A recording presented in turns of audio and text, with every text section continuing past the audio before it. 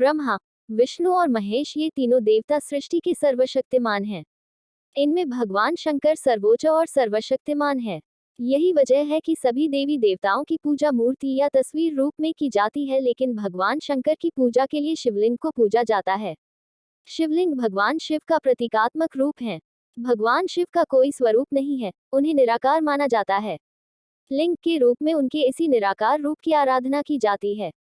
शिवलिंग का अर्थ लिंगम शब्द लेय और गम्य से मिलकर बना है, जिनका अर्थ शुरुआत और अंत होता है।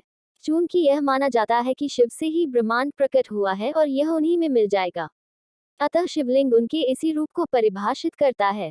शिवलिंग में विराजे हैं तीनों देवता। शिवलिंग में तीनों देवताओं का वास माना जाता है।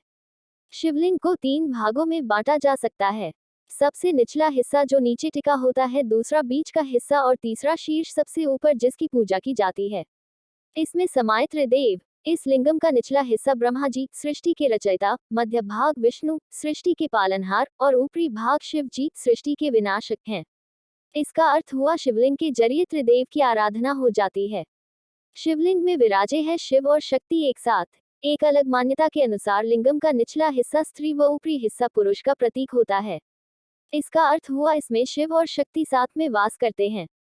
अंडे की तरह आकार। शिवलिंग के अंडाकार होने के पीछे आध्यात्मिक और वैज्ञानिक दोनों कारण हैं।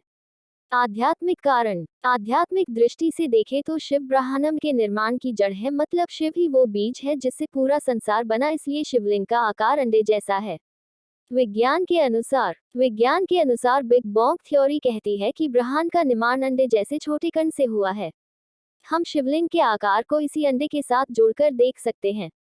शिव ही क्यों है सर्वशक्तिमान? स्वर्ग में ब्रह्मा और विष्णु आपस में बात कर रहे थे कि शिव कौन।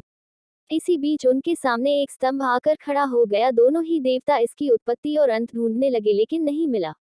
आखिरकार हारकर दोनों ने स्तंभ के आगे प्रार्थना की वो अपनी पहचान बताए। तब भोलेनाथ अपने असली रूप में आए और उन्हें अपनी पहचान बताई। शिव के इस रूप को लिंगोद्भव मूर्ति कहा जाता है। 3 रूपों की पूजा। ईश्वर की रूप, अरूप और रूपारूप 3 रूपों की पूजा की जाती है। शिवलिंग रूपारूप में आता है क्योंकि इसका रूप है भी और नहीं भी। शिवलिंग पर जल क्यों चढ़ाया जाता है? आध्यात्मिक कारण। शिवलिंग पर जल चढ़ाने की परंपरा सालों से है और हम सभी शिवलिंग पर जल चढ़ाते हैं, लेकिन हम में से कम ही लोग जानते हैं कि इसके पीछे का कारण क्या है। दरअसल समुद्र मंथन के दौरान हलाहल विष से भरा पात्र भी निकला था। सभी को बचाने के लिए शिवजी ने इस विष को ग्रहण कर लिया था। इसी वजह से उन्हें नीलकंठ भी कहा जाता है। विष पीने के कुछ देर बाद भोलेनाथ के शरीर में गर्मी बढ़ गई। इसे कम करने के लिए सभी देवताओं ने उन्हें जल अर्पित किया था। यही परंपरा आज भी चली आ रही है।